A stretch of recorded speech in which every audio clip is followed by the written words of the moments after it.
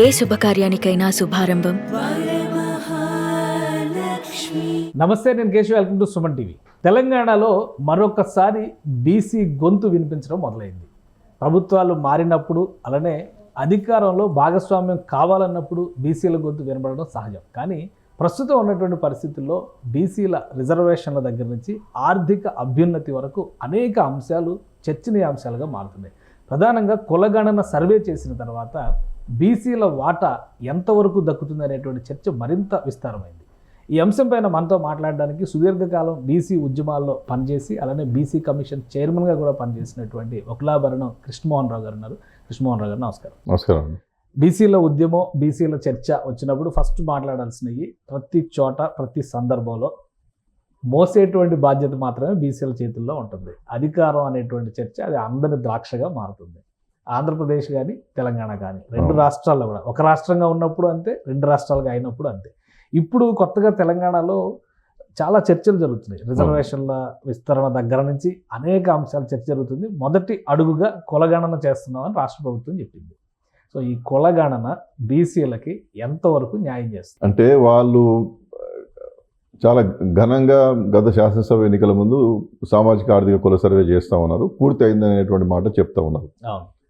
మేము సంపూర్ణంగా చేయలేదు, మా వివరాలన్నీ మీరు సంపూర్ణంగా సేకరించకుండా మీరు చాలా హామీలు ఇచ్చారు కదా, ఆ హామీలను నెరవేర్చలేరు. రాహుల్ గాంధీ గారేమో మొత్తం 50% క్యాపే తీసేస్తాం మేము నేషనల్లో, గవర్నమెంట్లోకి వస్తాయని వారు చెప్తున్నారు. వారు వీలైనప్పుడల్లా రాజ్యాంగాన్ని పట్టుకొని ఈ రాజ్యాంగంలో ఉన్నాయన్నీ వారికి అందాల్సిన వాళ్ళందరికీ అందేటట్టు చేస్తారు వారు చెప్తున్నారు. రేవంత్ రెడ్డి గారు కూడా రాహుల్ గాంధీ గారు చెప్పారు కాబట్టే, మా నాయకుడు చెప్పాడు కాబట్టే మేము కుల సర్వే చేస్తూ ఉన్నాం, మిగతా డిక్లరేషన్లు అన్నీ చేశాం కదా, హామీ ఇస్తామని అంటున్నారు. కాబట్టి కేశవ్ గారు, మీరే చాలా సీనియర్ జర్నలిస్ట్, మీరు ఫీల్డ్లో పనిచేసినారు, మీకు స్వతంత్రంగా మీరు చాలామంది పెద్దలతో మాట్లాడుతూ ఉంటారు. నేను ఒకటే అడుగుతూ ఉన్నాను, విమర్శ కోసం విమర్శ అనే మాట కాదు, కానీ ఈ రాష్ట్రంలో ఇవాళ శ్రీ రేవంత్ రెడ్డి గారి ప్రభుత్వం చెప్పినటువంటి విధంగా మొత్తం సంపూర్ణంగా కుల సర్వే జరిగిందా? జరిగితే మాకు అభ్యంతరం లేదు. మరొకటి, 42% స్థానిక సంస్థల్లో రిజర్వేషన్లు ఇస్తా అన్నారు. స్థానిక సంస్థలకు ఎప్పుడు ఎన్నికలు జరుపుతారో ఇంతవరకు స్పష్టం చేయడం లేదు. రెండు మూడు నెలల్లో మేము క్లారిటీ ఇచ్చేస్తాం అంటున్నారు. జరపాల్సినటువంటి, అంటే రాజ్యాంగం ప్రకారం అయితే నిర్వహించాల్సినటువంటి బాధ్యత ఉంది కానీ 42% రిజర్వేషన్ రాదంటారా? అదే రావాలని మేము కోరుకుంటున్నాం. రావడానికి చేస్తున్నటువంటి కసరత్తు ఏమిటని చెప్పి మేము అడుగుతా ఉన్నాం. ఈ మధ్యకాలంలో చాలా రెగ్యులర్గా సామాజిక న్యాయ వేదిక, బీసీ పొలిటికల్ ఫ్రంట్ ఆధ్వర్యంలో నా నాయకత్వం కావచ్చు, లేకపోతే ప్రొఫెసర్ మురళీ మనోహర్ గారు, పెద్దలందరూ, నిన్న జస్టిస్ ఈశ్వరయ్య గారు ఒక డ్రాఫ్ట్ను తయారు చేశారు. 42% విద్యా, ఉద్యోగ, రాజకీయ రంగాల్లో ఎట్లా చేయగలుగుతారని చెప్పి ప్రభుత్వానికి అది సమర్పించబోతున్నారు. Retired judges, advocates, doctors, lawyers, సామాజికవేత్తలు, కవులు, కళాకారులు ఈ మధ్య చాలా సంఘటితం అవడం మీరు గమనిస్తూనే ఉన్నారు. ఇది ఆషామాషిగా సంఘటితం అవుతున్నటువంటి విధానంగా ప్రభుత్వం తీసుకుంటే చాలా పొరపాటు చేసినట్టుగా అవుతుంది, పప్పులో కాలేసినట్టు అవుతుంది. ఇది వెరీ సీరియస్ డిబేట్ జరుగుతున్నది. మీరు చాలా హామీలు ఇచ్చారు, అధికారంలోకి వచ్చారు, హామీలు నెరవేర్చే పరిస్థితుల్లో రాష్ట్ర ప్రభుత్వం లేదు. కాబట్టి హామీలు నెరవేర్చమనేటువంటి దిశగా ఒక సిద్ధాంత భావజాలంతో ఇవాళ మేమందరం కూడా ఏకమవుతున్నాం. దీన్ని గమనించమని చెప్పి మేము కోరుతా ఉన్నాం. మీరు 42% ఇవ్వాలన్నప్పుడు ఈ మధ్యకాలంలో కొత్తగా వాళ్ళు మాట్లాడుతున్నది రాష్ట్ర ప్రభుత్వం నుంచి ఏంటంటే, మరి సుప్రీంకోర్టు 50% దాటద్దు అని చెప్పింది కదా, 50% కండిషన్ పెట్టి అన్నింటిలో అది అమలు చేస్తారు కదా.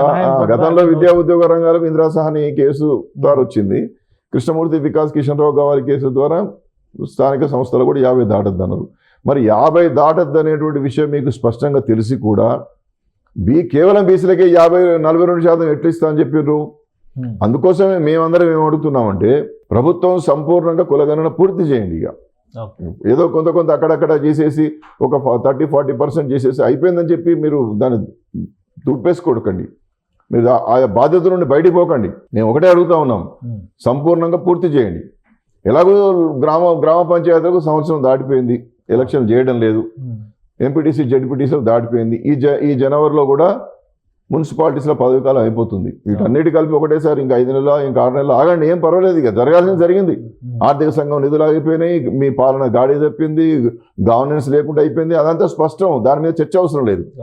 మీరు ఇచ్చిన హామీ మేరకు 42% మీరు ఇవ్వాలనుకున్నప్పుడు బీసీలకు ఉపవర్గీకరణ చేసి ఇవాళ మేము ఒకటే రిక్వెస్ట్ చేస్తూ ఉన్నాం. మీరు ఐదుగురితో కూడినటువంటి ధర్మాసనం కృష్ణమూర్తి కేసులో చెప్పింది కాబట్టి ఈ డాటా అంతా పెట్టుకొని ఈ వెనుకబాటుతనాన్ని అంతా కూడా అన్ని కులాలకు జరిగినటువంటి వెనుకబాటుతనాన్ని స్పష్టంగా సమగ్రంగా అధ్యయనం చేయించి ఏ కులాలకు ఇంతవరకు అవకాశం రాలేదనేటువంటి దాన్ని కూడా సాధికారికంగా చెబుతూ ఈ డాటా ద్వారా సుప్రీంకోర్టుకి వెళ్ళి రివ్యూ పిటిషన్ వేయండి. ఓకే, మేము 42% ఇచ్చుకుంటామండి, మా రాష్ట్రంలో ఈ పరిస్థితి ఉంది, మేము ప్రజలకు ఆల్రెడీ హామీ ఇచ్చాము, మా దగ్గర లెక్కలు ఉన్నాయి, మీరు ఎక్స్ట్రాడనరీ సిచ్యువేషన్స్లో మీరే పెంచుకోమని చెప్పి గౌరవనీయ సుప్రీంకోర్టు చెప్పింది. కాబట్టి మీరు రివ్యూ పిటిషన్ వేస్తారా, క్యూరేటివ్ పిటిషన్ వేస్తారా, వెయ్యండి, న్యాయ నిపుణులతో చర్చలు జరపండి, 42% రిజర్వేషన్ ఇచ్చి మీరు మీ యొక్క గౌరవాన్ని నిలబెట్టుకోండి. ఆల్రెడీ ఎస్సీ వర్గీకరణకి సంబంధించి ఒక పీఠముడు ఉంది, దాన్ని ఎవరు ముట్టుకునేటువంటి సాహసం చేయట్లా. ఈ బీసీలకి సంబంధించి 42% రిజర్వేషన్ మీద ప్రభుత్వం ఇనిషియేషన్ తీసుకునే అవకాశం ఉంది. ఒకవేళ ప్రభుత్వం ముందడుగు వేయకపోతే బీసీ సంఘాలు సుప్రీంకోర్టును ఆశ్రయించడానికి అవకాశం ఉంది. తప్పనిసరి ఉన్నాయి. మేము తప్పనిసరిగా మాకు న్యాయం జరిగేంత వరకు పోరాటం చేస్తాం. ఇప్పుడు మా ప్రజలను ఏకం చేసుకునే ప్రయత్నంలో చేస్తున్నాం. మనకు ఎట్లా న్యాయం జరుగుతుంది అనేటువంటి దాన్ని క్షేత్రస్థాయి వరకు తీసుకుపోతున్నాం. సమాజంలో ఉన్నటువంటి మేధావులను, సామాజికవేత్తలను, రిటైర్డ్ న్యాయమూర్తులను, పెద్దవాళ్ళందరినీ ఏకం చేసుకుంటున్నాం. మేధోమదనాలు జరుపుకుంటున్నాం. ప్రజలను సమాయత్తం చేసి ఈ ప్రభుత్వం మాకు న్యాయం చేయకపోతే మాకు సుప్రీంకోర్టు ఉన్నది కదా అన్నట్టు. మీరు ఇంతకుముందు అన్నట్టు ఎస్సీ వర్గీకరణ విషయంలో కూడా ఉన్నత న్యాయస్థానం రాష్ట్రాలకు ఫుల్ పవర్ ఇచ్చింది. ఇక్కడ షమీం అఖ్తర్ గారి నాయకత్వంలో ఒక కమిషన్, ఏకసభ్య కమిషన్ వేశారు. మరోవైపు శ్రీ కృష్ణమాదేవి గారి నాయకత్వంలో చాలా కార్యక్రమాలు ఈ రాష్ట్రంలో జరుగుతూ ఉన్నాయి. ఇటీవల పృథ్వీ యాదవ్ ఒక మీటింగ్ పెట్టాడు, నిన్న విమలకు ఒక మీటింగ్ పెట్టింది.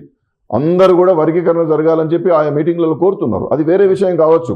కాకపోతే మీకు సుప్రీంకోర్టు చాలా స్పష్టంగా రాష్ట్రాలకు అధికారం ఇచ్చినప్పుడు ఆ పని చేయవచ్చును. ఇక్కడ సుప్రీంకోర్టు 50% విధించింది కాబట్టి అది 5 ధర్మాసనం కదా, అంతకన్నా లార్జర్ బెంచ్ని కోరవచ్చు. ఇప్పుడు 6 ఇచ్చినట్టు 5 ఇచ్చిన దాన్ని 9 మంది, 9 మంది దాన్ని 11 మంది, 11 మంది 13 మంది, లేకపోతే 16 మంది, అట్లాంటి లార్జర్ బెంచెస్ కోరి మీరు ఈ డాటా ముందు పెట్టి మీ మాట నిలబెట్టుకోండి. బీసీలకు ఇచ్చినటువంటి వాగ్దానాన్ని నిలబెట్టుకుంటే ఏముండదు. ఒక విషయం, ఇప్పుడు ప్రభుత్వం చేస్తున్నటువంటి సర్వే వలన కొంతవరకు బీసీలకు సంబంధించిన లెక్కలు వస్తాయి, మాక్సిమం రావచ్చు అనేటువంటి మాట చెప్తున్నారు. అసలు సర్వేనే సమగ్రంగా జరగలేదు అంటున్నారు. గతంలో సమగ్ర కుటుంబ సర్వే చేశారు, దానివల్ల ప్రయోజనం లేదా? ఇప్పుడు చేస్తున్నటువంటి సర్వే వలన కూడా బీసీలకు న్యాయం జరగదా? ఏంటి బీసీ సంఘాల అభిప్రాయం? ఇప్పుడు జరగాలని చెప్పి చిరకాలంగా డిమాండ్ చేసి వీళ్ళు ఎప్పుడైతే మేము బీసీల సర్వే చేస్తాం, బీసీలకు అన్ని తీరులో మేలు చేస్తాం అన్నప్పుడే కదా ప్రజలంతా అటువైపు అట్రాక్ట్ అయింది. అధికారంలోకి వచ్చిన తర్వాత మీరు ఒక అక్కడక్కడ చేసేసి వదిలేస్తే ఎట్లా అంటే, గ్రామీణ ప్రాంతాల్లో చాలా బాగా జరిగింది, నేను కాదంటలేను. గ్రామీణ ప్రాంతాల్లో చాలా వరకు వెళ్ళిండ్రు. కాకపోతే ఆ క్వశ్చనేర్ బాగా ఎక్కువ ఉండేసరికి సమాధానం చెప్పలేకపోయినారు. ఒక పైలట్గా తీసుకొని ఎక్కడైనా చేసి ఫీడ్బ్యాక్ తీసుకొని చేస్తే బాగుండేది, అది చేయలేదు. అంటే వీళ్ళకు ఏమైపోయిందంటే ఈ ఒకరికి మధ్య సమన్వయం లేదు. ముఖ్యమంత్రి గారి దృష్టికి ఇవన్నీ పోతున్నాయో లేవో మనకు తెలియదు. దీనికి సంబంధించినటువంటి మంత్రులు ఎవరు ఏం పనిచేస్తలేరు. ఎవరు ఇష్టం వచ్చినట్టు వాళ్ళు ఎవరు ప్రశ్నలు అడిగితే వాళ్ళకి సమాధానాలు చెప్తూ ఉన్నారు. కాబట్టి ఒక బాధ్యతాయుతంగా రాష్ట్ర ప్రభుత్వం నుంచి ఇంత సీరియస్ అంశాన్ని చాలా కేటగారికల్గా ఎప్పటికప్పుడు ప్రజలకు అర్థం చేయించాల్సి ఉండే, ఒక అఖిలపక్షం పెట్టాల్సి ఉండే. అవసరం అనుకుంటే ప్రధానమంత్రి గారిని కూడా కలిసి అఖిలపక్షాన్ని కల్పించి వారిని కూడా మీరు కేంద్రం కులగణన చేయండి అని చెప్పి కోరాల్సి ఉండే. ఇక్కడ కూడా అఖిలపక్షం పెట్టేసి ఎప్పటికప్పుడు అఖిల కులపక్షాలతో, అఖిల రాజకీయ పక్షాలతో ముఖ్యమంత్రి గారు సమావేశాలు పెట్టాల్సి ఉండే, ఒక మంత్రివర్గ ఉపసంఘం వేయాల్సి ఉండే. ఇవన్నీ చేయలేదు. ఏదో హామీ ఇచ్చాం కాబట్టి, రాహుల్ గాంధీ చెప్పాడు కాబట్టి మేము చేస్తున్నాం అనేటువంటి పద్ధతుల్లోనే పోతున్నారు. కాబట్టి ప్రజలు ఇవాళ ప్రభుత్వం మీద ఒక అపనమ్మకం ఏర్పరచుకున్నారు. ఎక్కడ చేస్తున్నారు? ఇవన్నీ అడ్డగోలు క్వశ్చన్లు అడుగుతారు, వీటికి ఎవడు ఆన్సర్ చెప్పాలి? ఈ ఆన్సర్ చెప్తే అసలు వీడు కొత్తగా స్కీమ్ ఇచ్చే పక్క వీడు దేవుడు కానీ ఉన్న స్కీమ్ పోతే ఎట్లా అని భయపడుతున్నారు. కాబట్టి ఇట్లా కాదు కదా. మీరు ప్రజాపాలన అన్నప్పుడు ప్రజా రంజకంగా ప్రజలు మెచ్చుకునే విధంగా కూడా మీ పాలన ఉండాలి కదా. ఆ పాలన కొరవడింది అనేటువంటి దాన్ని మీరు సమీక్షించుకోవడం చెప్పి నేను కోరుతా ఉన్నా. ఓకే, కానీ ప్రభుత్వం చేస్తున్నటువంటి కార్యక్రమాలు ఒకవైపు బీసీ సంఘాలు చేస్తున్నారు. అసలు బీసీ సంఘాలు కానీ బీసీ నాయకుల మధ్య కానీ ఐక్యత ఉందా? మొన్నటి వరకు తెలంగాణలో బీసీ అనగానే ఫస్ట్ కనబడేటువంటి పర్సనాలిటీ ఆర్ కృష్ణయ్య గారు. ఆయన ఇప్పుడు ఆంధ్రాకి వలస వెళ్ళిపోయినట్టు ఉన్నారు. సో ఇప్పుడు ఈ లెక్కలు చూసేటువంటి క్రమంలో బీసీ సంఘాల మధ్య ఐక్యత, బలమైనటువంటి నాయకత్వం తెలంగాణలో ఉందా? కృష్ణయ్య గారు లేకపోతే ఏంటి పరిస్థితి? ఇప్పుడు కృష్ణయ్య గారు బీజేపీ తరఫున రాజ్యసభ సభ్యుడైనా లేకపోతే మిగతా పార్టీల తరఫున ఉన్నప్పటికీ కూడా ఆయనకు మనం దేనికి అదే చెప్పుకోవాలి, బీసీ నాయకుడిగానే ఆయన గుర్తింపు ఉన్నది. ఉమ్మడి రాష్ట్రం నుంచి అటు 2 తెలుగు రాష్ట్రాల్లో ఆయనకు ఉండే గుర్తింపు ఆయనకు ఉన్నది. కొన్ని కారణాల వల్ల వచ్చిన అవకాశాల మేరకు ఆయన రాజ్యసభకు వెళ్ళి ఉండవచ్చు, కానీ వారు చేసే కృషి వారు చేస్తున్నారు. అంతేకాకుండా ఇవాళ స్వతంత్రంగా మేధావులందరూ కదలడం మొదలైంది. యూనివర్సిటీ ఆచార్యులు, సామాజికవేత్తలు, లేదా నాలాంటి కొంత అవగాహన ఉన్నటువంటి వ్యక్తులు మేమందరం ఏం చేస్తున్నామంటే ఒక సిద్ధాంతాన్ని ముందు పెట్టుకొని, ఒక రాజకీయ సిద్ధాంతాన్ని ముందు పెట్టుకొని కేవలం సంక్షేమ పథకాల లబ్ధిదారులుగానే మిగిలిపోకుండా ఒక రామ్ మనోహర్ లోహియాను, ఒక పెరియార్ రామస్వామి నాయకర్ను స్ఫూర్తిగా తీసుకొని మనం ఎందుకు స్వతంత్రమైన రాజకీయ వేదిక ఏర్పాటు చేసుకోవద్దు అనేటువంటిది ఒక సిద్ధాంతపరంగా మేము చైతన్యవంతం చేసే కార్యక్రమానికి శ్రీకారం చుట్టాము. చాలా కాలం కాంగ్రెస్ పార్టీలో కీలకమైనటువంటి పాత్ర పోషించారు. ఎమ్మెల్యే అభ్యర్థిగా కూడా పోటీ చేశారు. రాజశేఖర రెడ్డి గారు గవర్నమెంట్ ఉన్నప్పుడు, రోసయ్య గారు గవర్నమెంట్ ఉన్నప్పుడు మీకున్న ప్రాధాన్యం మీకుంది. రాజకీయాలకి దూరంగా వేదికను ఏర్పాటు చేసి పోరాటం చేస్తే ప్రయోజనం ఎక్కువ వస్తుందా? ఇప్పుడు అధికారంలో ఉంది కాంగ్రెస్ పార్టీ కాబట్టి మీరు చేయగలిపి కాంగ్రెస్ పార్టీతో కలిసి పోరాటం చేస్తే బీసీలకు ఎక్కువ న్యాయం జరుగుతుందా? నేనేమంటున్నానంటే, నేను కమిషన్ చైర్మన్గా నిన్న మొన్నటి వరకు ఉన్నాను. అవును. ఆ ప్రభుత్వానికి ఇవ్వాల్సినటువంటి లిఖితపూర్వకంగా, మౌఖికంగా చెప్పాల్సినవి చెప్పిన, కానీ వారిలో స్పందన కరువైంది. ఓకే. ఇప్పుడు కనీసం ఆ పదవినన్నా గౌరవించాలి, ఆ సీనియారిటీనన్నా గౌరవించాలి. అవి రెండు గౌరవించేటటువంటి, ఆ రెండింటిని స్వీకరించేటటువంటి పరిస్థితి ఈ ప్రభుత్వంలో కనిపిస్తలేదు. కాబట్టి నాకున్నటువంటి అంకిత భావాన్ని నేను దూరం చేసుకోలేను కదా. నేను ఏ పదవిలో ఉన్నా అంటే, ముఖ్యంగా బీసీ కమిషన్ సభ్యుడిగా, చైర్మన్గా చాలా కాలం పనిచేశాను. నేను ఎక్కడున్నా ఆ వర్గాలకు మేలు జరిగే విధంగానే పనిచేసినా నాకంటూ ఉండే గుర్తింపు నాకు ఉన్నది. వీరు రిసీవ్ చేసుకునే పరిస్థితులు లేరు. కాబట్టి ఆ పార్టీలో చేరై ఏదో వాడు ఏదైనా 4 పనులు చేస్తే పైరవకరణ అవుదామని నేను ఎందుకు అనుకుంటాను? నేను ఈ వర్గాల కోసం పనిచేద్దామని అనుకుంటా. ఈ వర్గాల కోసం ఏ పద్ధతులు శాంతియుతంగా, ప్రజాస్వామ్యబద్ధంగా ప్రజలను చైతన్యవంతం చేస్తూ అందరిని కలుపుకొని ఇష్యూస్ మీద మాట్లాడతాం. కానీ అంటే రిప్రజెంటేషన్ మీరు చేస్తారు, కానీ నిర్ణయం జరగాల్సింది ప్రభుత్వ పక్షానే కదా. ప్రజల నుంచి ఒత్తిడి తీసుకొస్తాం కదా.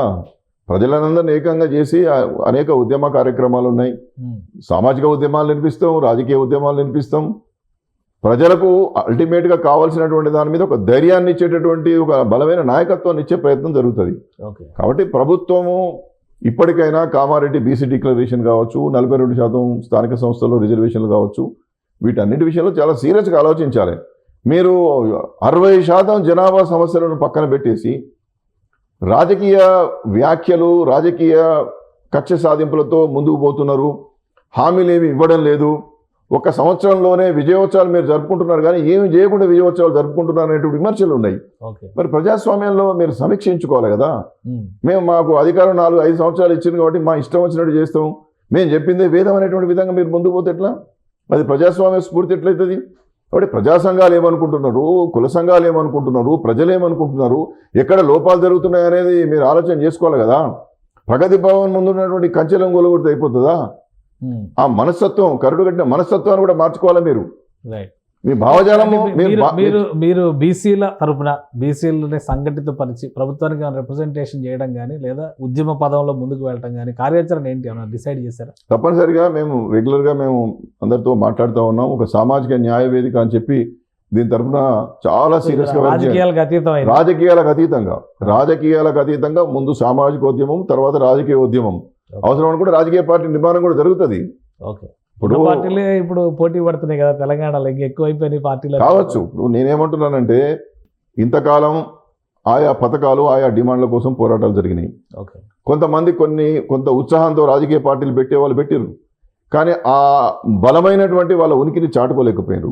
కొంతమంది బలంగా ఉన్నా ఆ ప్రయత్నం చేయలేకపోయారు. ఇవాళ మేము కొత్త కాన్సెప్ట్, కులము ధనానికి భిన్నంగా ఒక ఓటు ఒక నోటు అనే సిద్ధాంతంతో మేము రాదలుచుకున్నాం.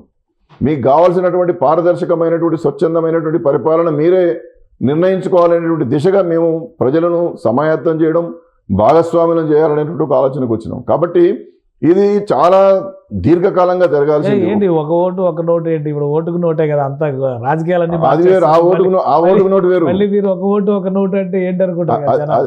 అది ఓటుకు నోటు. ఇదేంటి? ఇది ఒక ఓటు వేయండి, ఒక నోటు ఇవ్వండి. ఓకే, ఇవ్వాలి, ప్రజలే ఇవ్వాలి, మీరు ఇవ్వాలి.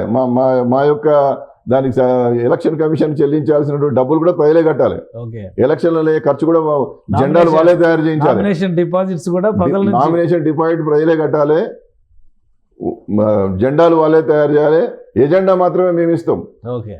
జెండాలు వాళ్ళే తయారు చేయాలి, టోపీలు వాళ్ళే తయారు చేసుకోవాలి. వాళ్ళే బలంగా నిలబడాలి, అభ్యర్థిని గెలిపించుకోవాలి, అప్పుడు నిలదీసి అడగాలి. అది ప్రజాస్వామ్యం. ఆ ఓటుకు నోటు కేసుకు మాకు సంబంధం లేదు, దాని గురించి నేను మాట్లాడతలేను.